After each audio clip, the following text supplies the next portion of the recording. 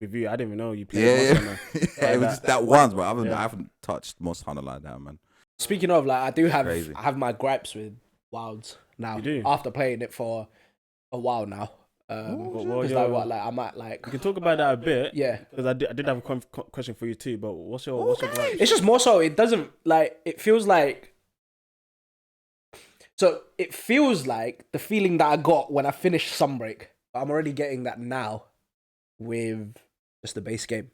Oh shit! Do you see what I mean? What do you mean? I don't. Like, so at the end of Sunbreak, you know, it's literally the end of the game pretty much, and like at that point in Sunbreak, I was like just playing the game to like min max everything that I can. And that's what you're feeling right now. You're just playing it just for min max, not for and enjoyment. Yeah. Oh shit! Yeah. Man's clocking in. Yeah. So you feel like you've pretty much reached what the game has to give you. Damn. Yeah. And that's very, very early. Even with in base Rise, I didn't feel like that at the end of Rise. Do you know what I mean? Before like even before like the DLC expansion and everything like that. Yeah. But in this, it just I don't know where it is. Like even when I'm trying like new weapons, like for example, like when we were playing the other day, I've been using Sword and Shield. Okay. Right? Yeah. And like it just like. You know what? I'm feeling similar, but the reason I haven't made many videos, also because I've been busy. Yeah. But also, I need to really understand why I feel that way. I don't understand fully why I feel that way. That's why I haven't put out too many, like, emotion, like, what's it called? My opinions yet, because I don't know what my full opinions are yet. Why those opinions are. Yeah, process that. Thoughts. Yeah. But it's similar. I feel like there's not much I want to do. Yeah. Like that's how I feel. Like, because the thing is like, I agree as well with you because I don't know why I feel like that. Yeah. But it's just how you feel. Yeah. But even in Rise, when there wasn't like too much to do, I still wanted to play. Yeah, because there was a wide variety of monsters that I can fight, and it feels like. Or maybe it's just because it was for me. I'm thinking maybe it was just I had more fun. Maybe that's it. Maybe that's literally all it. Yeah. I just had more fun. Yeah, I had more fun. yeah. I was more willing to pick up the controller and play the game. Yeah, 100%. Yeah, because I'm trying to think about it, and I don't know. I honestly don't. Man. Shit. I still go back to me feeling like that Capcom rushed the game.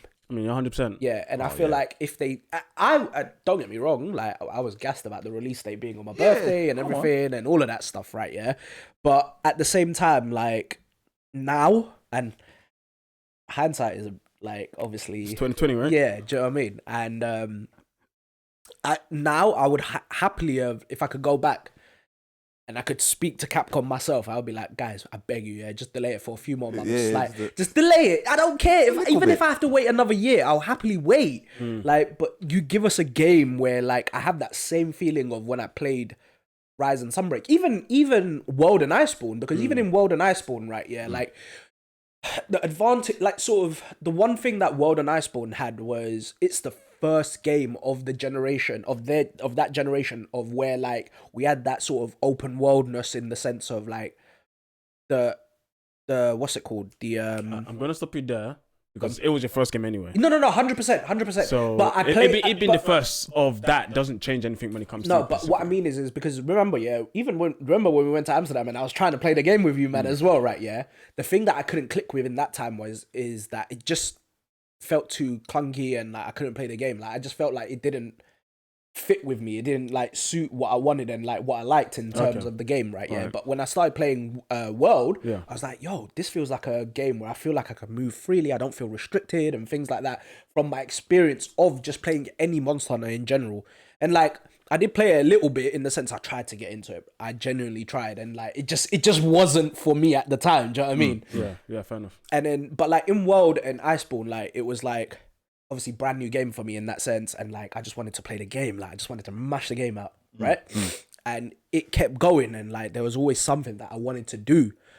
Same again in Rise and Sunbreak. Do you know what I mean? And even more so in Rise and Sunbreak because it took what I enjoyed in World and then just made it better for me. Yeah. Do you know what I mean? We find it just into the hunter experience that you want. Yeah. And but in this, don't get me wrong, like I love a lot of the things they've bought in Wild, right? But it feels unpolished. Do you know what I mean? Like it feels there's a lot of potential in the game for sure, but it feels like rather than 100%, it feels like it's at like 70 or 75 or whatever percentage anyone wants to put on or put down on it. Do you know what I mean? Yeah. Like, and I think we've said it as a joke, right? And the more I play the game, the more it does feel like this. It just feels like Arkfield Simulator. Damn. Yeah, it does feel like Arkfield Yeah. Simulator. I even made a game that before I open up the map, I asked the chat how many Arkfields are there on the map. Like, yeah, he does this. Pick a pick. Sometimes it's 3, sometimes it's 2. Like the other There's day. at least one day. Yeah. There's always at least one. Like the other day, mad. literally, That's yeah, actually because he said it, yeah. You had like what, 2? I think I had 2. You had 2 on your map. You I had had 3. 3 on my map. Yeah. Like on all of the maps, there was at least 3 in each of the areas. Capcom, man. Bro, like on my saved investigations, yeah, it's literally just 3 monsters. You know that? It's Arkfeld, Zoshia, and Mizu, and that is it. I guess Gore as well. Nah, no, I don't even know because the 8-star Gore isn't out yet. Oh, okay. Oh wait, so you can't get even tempered. You can't get the good stuff. Like, so with you can, but like it's not as much as getting a tempered Mizu or a tempered Really? Arkfeld or even Zoshia. Damn. Yeah, I know that. Okay. like. Was it yesterday? I think it was yesterday, yeah, when I was playing, because I always check the map to see what's there so I can save as an investigation, right? Yeah.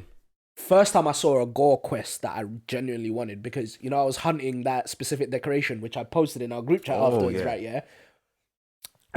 It was a Gore, regular Gore quest. And it had like 8 of the... No, not 8. 7 of the attack decorations you can get from it. Yeah. So so I was like, hell yeah, I'm saving that, and I'm gonna, because for future as well. Like if I want something else specifically, I can use that quest to try and farm it. So it was the only time that like I literally went out of my way to fight Gore. Yeah. Yeah.